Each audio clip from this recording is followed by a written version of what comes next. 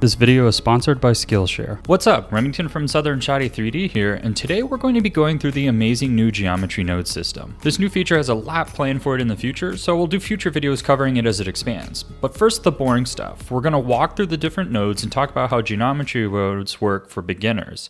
If you want to skip ahead, we'll be building a procedural environment using geometry nodes after that. But first, let's take a dive in and look at all the different nodes that we have to work with. So this is a feature that is available in Blender 2.92, which isn't officially released yet, but it's on its way. So if you don't see this feature, you may need to go ahead and download an experimental version there so that you're able to follow along here. So first I'm going to turn on Geometry Node Editor here in this window, and you'll see that we have nothing here. So if you want to add geometry nodes to an object, what you need to do is click the object, and we will click New here, and then we'll create a tree there. So let's just call this Geo. And now we can begin working with geometry nodes on that. And just as a note, this is actually added as a modifier. So if we come over here and look, we can see there's a modifier there. So we could actually go, and if we add a second object here, and I move that back on the Y there, and I go add geometry nodes modifier, and then from this list I can pick Geo, those will use the same node tree. So that's the basics of how it works. Now let's just go ahead and look at all the different nodes, and then after that we'll dive into how to make a procedural environment like I shared in the opening. So to make it easy, I've gone ahead and added one of every node here and then grouped them according to their menu. So to add a node, it's just like a shader. You can hit Shift A and select from there, or you can come up here and add from there. So that's how you can go about adding your nodes. So we'll go through and we'll look through all of these. Well, first up, I want to cover these over here on the right, the Geo Input and Output. You may have noticed these are the ones that are added by default.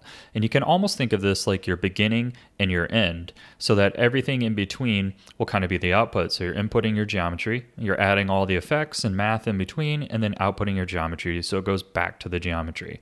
If you've ever used the Compositor tab, this is kind of like taking from your render layer to kind of your output composite tab. But first we have the attribute map node. This allows you to call in attributes and then use map to create an output. A list of attributes can be found in the manual, but you can call in rotation, position, and scale, which are all super useful, by typing those in here. Random attribute does the same thing, but this allows you to type in an attribute here and switch kind of the minimum and maximum value you want to do that. So they can be really useful for randomizing things like scale, which we'll be using later in depth. Here we have the color nodes. If you're familiar with nodes in Blender already, you will be familiar with these here. Looking over here at point, now these are specific to geometry nodes, and we'll actually be going through these later. This is how we're going to make our procedural environment, is using these two nodes here. But we have the point distribute, which allows us to kind of set the density of how we want to kind of scatter our points across that geometry. And we have the point instance here, which will tell us what objects we're scattering across the geometry. If that doesn't make sense now, it will later, I promise. Coming down here to the geometry nodes, we have several options here. So we can actually access Booleans here within geometry nodes, which is really nice. We can input those two and we can kind of intersect, union, or difference between those two objects. Now, if you're looking to kind of join objects together, which we'll be doing later as we create a procedural environment, we have the join geometry. That's the same as kind of hitting Control J with two objects and putting them into the same object. Here we have the transform node, which is the same transform node that we've used plenty of other times. Coming over here to the input, we have several more options that are going to be useful for here. We have the object info, which will allow us to kind of determine the object we want to scatter our points on. That'll make more sense later. It can be used for other things as well, but that's what we'll be using it for. And then we have a value here. So this is a float value, so we can just plug this into anything and it'll give us a single value. So if we plug that over here into the x would equal 0.5. And then here we have random float so that we can create random values. If you don't know the difference between a float value and a vector value, a float value is kind of like a single value, so a single number, for example, whereas a vector can contain multiple float. So, for example, this value here is 0.5, but a vector could have an x, y, and z number, so it's multiple float numbers, and each one of these could be that. That's kind of the basics there. It gets much deeper than that, but that's all you need to know for this tutorial. Moving over here to the vector nodes, we have a lot of fancy math nodes over here for these two groups right here. And if you're a beginner, these might seem kind of intimidating, but I promise what we use today you'll be able to follow along with, and this is stuff that you can always learn later. Math nodes can definitely be overwhelming, but even with simple math, you can make some cool things like this gear example here, where the gears turn automatically when you rotate from one input.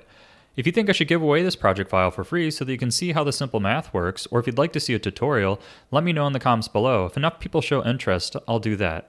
We're almost done here, and then we can get to the cool stuff. Let's look at this mesh section last. So this mesh section has edge split, subdivision, surface, and triangulate. Triangulate just converts your mesh from quads to triangles, and that's pretty simple. And subdivision surface here just adds a subdivision modifier. The edge split node just splits from the edges and kind of pulls it in, almost like a subdivision, but pulling it away from the various edges. So here we are with a new project, and what we need to do is get rid of the default cube. So we're going to go ahead, delete that, pause the video if you need a moment to mourn, and then after that we're going to add a new plane. And we're going to use this plane as our ground. So I'm going to come up here and I'm going to name this ground. Now we're going to go into edit mode, and then we're going to right click and subdivide, and let's just choose a high number, something like 24, and that should give us some geometry to work with there. Then what we're going to do is we're going to add a modifier here for subdivision, and make sure that we have even more geometry there. And we're going to go ahead and add a displacement, which is under the deform section here. So we'll add displace here. We're going to create a new texture, and we'll call this ground.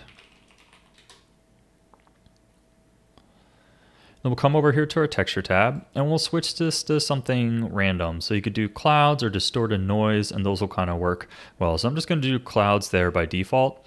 Then I'm going to come back here, and I'm going to adjust the strength down to something really small so it looks kind of normal. So there we have 0.1.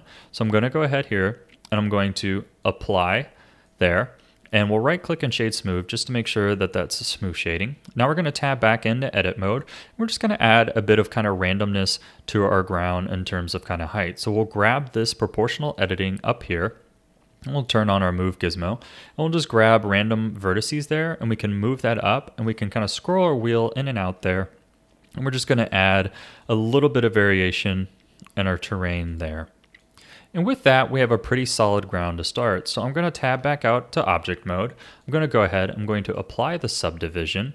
So next up, we're going to need some environmental assets to kind of populate this. Now, if you want, you can go to websites like BlendSwap or CG Trader, and you can kind of download a lot of free objects there. I'm going to show you how to make 3. We're going to make some rocks, we're going to make grass, and we're going to make some clothes, and then we can go ahead and apply those there. You can make as many as you want, but I'll show you how to make those 3 to begin. So what we're going to do is we're going to just turn off visibility of our plane here. We're going to create a new collection. We're going to call this environment. So before we get started modeling here, let's make sure you have some add-ons enabled. We're going to go up to File here, and we're going to go to Edit, Preferences, and then we're going to click Add-ons here. And then we're going to make sure that you have extra objects and curves enabled. So if you type in extra up here, you can add curve and add mesh, and that'll give you more options. So you'll see that I have more options there. So we'll go to add mesh, and I'm going to click rock generator, and then I'm just going to click OK. And that gives me kind of a random little rock to work with. I don't want it to be quite that big, so I'm going to scale that way down there. And then I'm going to rotate that from my side view there because I kind of want the grounds to rest on the ground right that. And you'll notice that this rock generator is actually made from all these modifiers. So for this to work, we first want to apply the scale. So we're going to hit Control A, and we're just going to apply rotation and scale, and you'll see that everything breaks up because of this modifier. So what I'm going to do is I'm going to undo, and what you need to do is first convert it to mesh, and that'll just kind of quickly apply all these modifiers. So if you hit spacebar, hit convert to mesh, and I have my spacebar set to search, you may have yours set something different. We'll see that we have these various options. So if we do object convert to, it'll then give us various options here. I'm going to click mesh. You'll see that all those are applied, and then I can hit Control A and hit rotation and scale. And now we have a tiny little rock. So rocks are already out of the way. So let's go ahead and make some grass next. So I'm just going to move this over on the X there, and I'm going to hit Shift A and add a plane. We're going to rotate that 90 degrees on the X there. So I just hit R90X. And again, I'm going to scale this way down, but this time in edit mode. So let's go into edit mode. Let's scale this way down. We'll turn off our proportional editing from before. Scale this way, way, way, way down. And then we'll zoom in. So if you press period on your numpad, you'll zoom in. You can also just scroll in.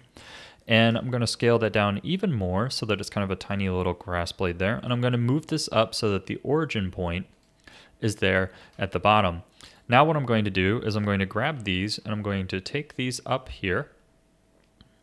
And then I'm going to hit Control R, and that'll give me this little yellow line. If I scroll up on my mouse wheel, it'll give me multiple segments. So I'm just going to go ahead, click that there, and then I'm going to grab these top 2 points. I'm going to turn proportional editing back on, and then we're going to scale in, and you can see that I have my wheel far too big, so I'm just going to scroll that in, scale that in, and that'll kind of give us some kind of pointed grass tips.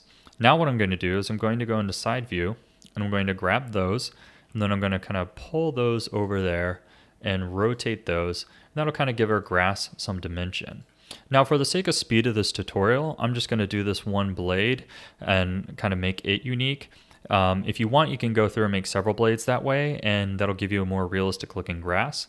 But for the sake of speed of this tutorial, what I'm going to do is go back out to object mode, right click, shade smooth, and then I'm going to duplicate that a couple times and just rotate that kind of randomly until we get kind of like a little bush of grass there.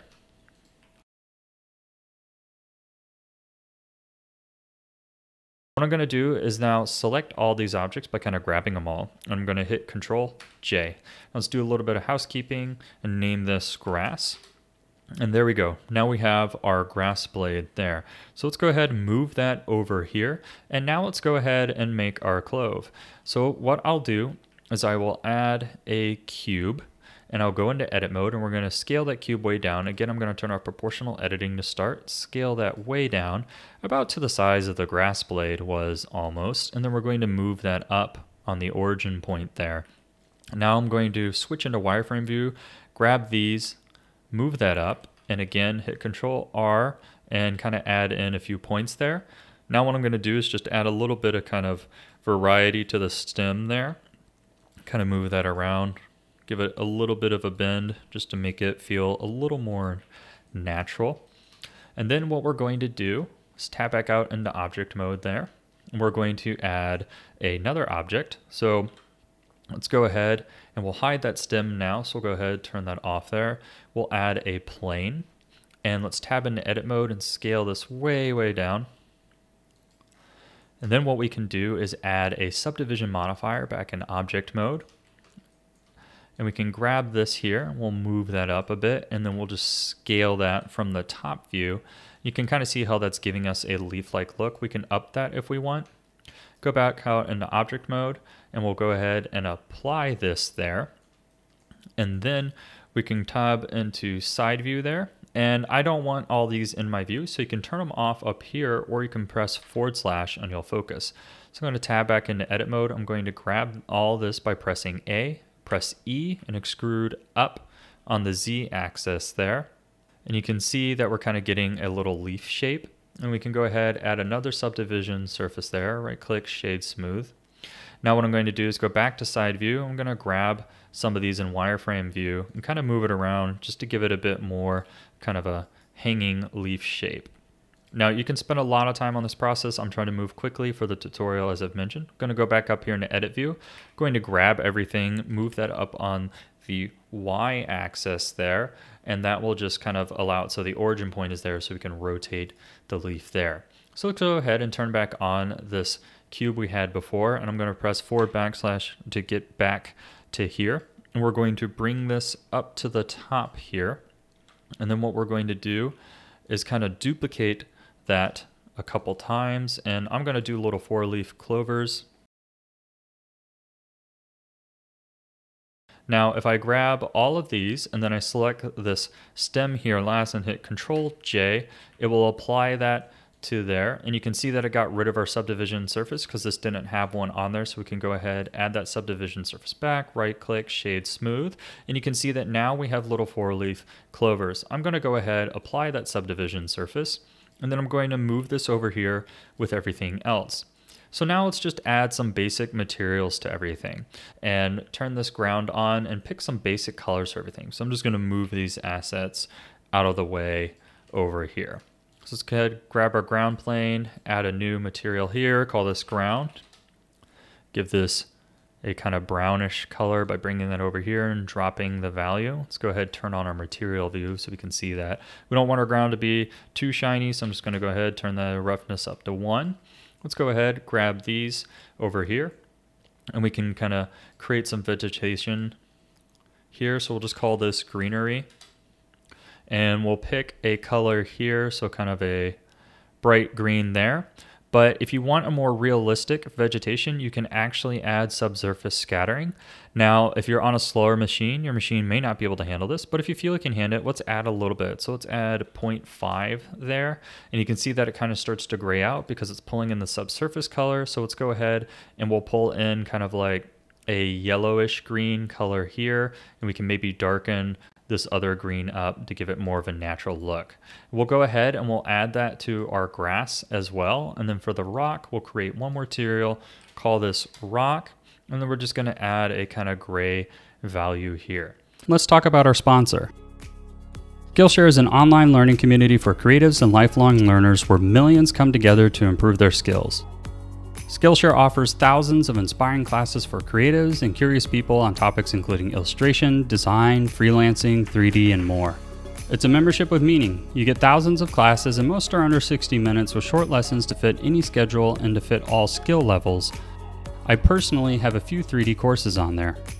If you happen to have an iPad, I highly recommend Digital Illustration Learn to Use Procreate.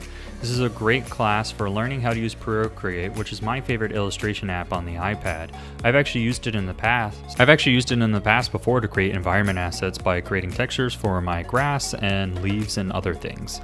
The first 1,000 to click the link in the description will get a free trial of Skillshare Premium membership. Now what we want to do is we're going to take all these assets we have here and apply them over there. First, I'm just going to go ahead and name this clove to keep things organized, which will be more useful later, and then I'm going to twirl this up. So how do we go about using geometry nodes to scatter this on here? Well, if you remember before, I mentioned the point distribution nodes, and that's what we're going to use. Currently, we can't use that on a mesh, so we actually need to add a new object called the point cloud object. So we'll go ahead, we'll add a point cloud object, and let's pull this out of our environment there, and we're going to put it there so we can grab it for easy control.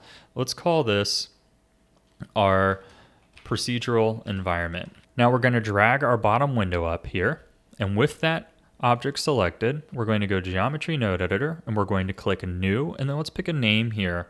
I'm going to call this Enviro as kind of a quick and easy way to add in an environment there. And now we're ready to begin creating our environment. Now this may seem complex, but I promise you it's pretty simple. So what we're first going to do is we're going to add point distribution and point instance. So let's come up here to our add, and we'll grab point, and we'll grab a distribution, and we'll grab another point, and we'll grab instance. So this node will distribute this object on here, and this instance will tell us what object to do. So what we can do is we can go ahead, drag this here, and drag this here, and then we need to pick the object. So let's go ahead, and first let's start with our rocks. So we'll grab rock, and it'll begin to point those on there as soon as we tell it what object we need to put it on. So we need to tell it what object, so we'll add an object info tab. So if you hit Shift A and search, you can type in object, and we'll get the object info tab. Let's go ahead, click that, and now we're ready to select our ground there. So let's go ahead, click here, select ground, and then we need to tell it that this is the geometry we want to use. So we're actually going to plug our geometry up into here, and we'll see that rocks begin to populate on there. And right now, they look kind of basic. They all look the same, and it's pretty obvious. So we're gonna add some random attributes. Now, you can control the amount of rocks you have here. So let's go ahead, let's take that density, let's drag that over here, and we'll see this density pops up here. So let's drag that over so we can see that fully. We're going to click our procedural environment here, and we're going to go to our modifier tab so that we can see all of our options that we're creating here. So if we click density here and we type in rocks, we can control the amount of rocks that appear on here. So you can set whatever number you think looks best here. I'm just going to start with the default 10. Now I want to randomize these rocks. So let's go ahead and randomize those rocks. So let's add some more attribute nodes. So if we go to add attribute and we do random attribute, we're going to click that. Then we're going to duplicate this. So we're going to randomize the rotation and the scale. So if I drag this up onto here, it will automatically latch. And if I drag this up onto here, it will automatically latch. So now we need to kind of determine what values we need. Well, scale's a float node because we don't want it to scale randomly in the X, Y, and Z. We want it to scale kind of uniformly. So let's go ahead, leave that a float, type in scale, and then we can play with the range that we want here. And over here, let's type vector because for a rotation, we're going to kind of want to control the X, Y, and Z randomly. So up here, I'm going to type in rotation. And we'll see that our rocks begin to randomly rotate around. And here with the scale, we can see that they've also begun to kind of scale in size. Now, if you want, we can go ahead, and I'm not going to do this for every object, but you're welcome to if you want. But we can go ahead and grab this minimum here and this maximum here. We can name this to put rock in front of that and put rock in front of this. And we can see that now we can adjust the kind of min-max values here. So I can say I don't want any of my rocks to ever get that big, but I don't want them to disappear into nothing. So I can do 0.1 there. Or you can say that you want bigger rocks. Let's go ahead and press 2 there. And you can kind of see that we start to get much larger rocks. So it's a pretty simple process at getting these other elements in here from this point on. So what we're going to do is we're going to take all of this hierarchy right here. We're going to grab that and we're going to duplicate that. And then again, we're going to duplicate that once more. Next, we're going to select our objects for the point instance. We'll grab grass here for this middle one, and we'll go ahead and we'll grab clove here for this last one. And you'll notice they're not showing up, and that's because they're not being connected into the output. So, as I mentioned before, there's the join geometry, which works just like when we hit Control J to join all these objects together. So we'll go ahead and we'll add a join geometry node. So we'll go join geometry. We're going to put that there. Then we're going to hit Shift D to duplicate that and put that there. Now we'll put this here, and that combines these two geometry into one. And then we'll go ahead and put this here, and that combines those two geometry into one. So now everything's joined in there, but you'll see that they're still not populating. And that's because these don't know what object to go to. So we need to point instance into here. So we'll go ahead, grab a geometry node and tug that into there. And they'll go ahead and drag one and put it into there. So now we can see that our grass is acting kind of wonky because it's kind of rotating all which ways we want. So what we can do for the grass is tell it to really only rotate on the z-axis. So if we type in 0 here and 0 here, this will leave our z-axis down here to only be the one to rotate. Now you'll notice that it's still kind of moving around randomly, and that brings up an important point that you'll always want to apply your rotation. So let's go ahead, grab these three objects, hit Control A, and apply our rotation and scale, and you see that now things go up straight. Now I still feel like they could kind of go left or right a bit, so I'm going to go ahead and type in 1 here, and that'll give us a little bit of rotation kind of randomly there. Now you can play with the minimum sizes here. I don't want my grass to be too big, so I'm going to go ahead. I'm going to put 0.1 for my grass here. Then I'm going to put something small like 0.35. And then I'll keep it from ever disappearing. So we have our density value here where we can turn up the grass, but you can see that we have to enter quite high numbers to get it to start to cover. So I'm going to Control Z, reset that to 10, and we're actually going to add a math node here. So let's go ahead, and the first thing we'll do is we'll drag this density up to here, and then we will go ahead, go to Add, Utilities, Math, and put that there, and we're going to do some math in between here. So we're going to say that whatever this density value is, which let's go ahead and change that to grass here, right now 10, and we're going to take this and switch this to multiply on the math node. Now it will multiply whatever value we enter here by this number below. So let's put a big number there, like 50. So now we can enter much smaller numbers.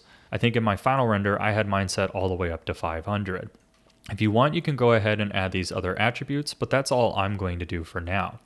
So last but not least, we have the cloves, which we can see are kind of getting lost. So we're going to go ahead and turn those density up. And I'm going to turn the minimum value here to 0.5 because I don't ever want those to get too small. And then again, I'm going to change the rotation here to 0, 1, 5, which will give us similar to the grass.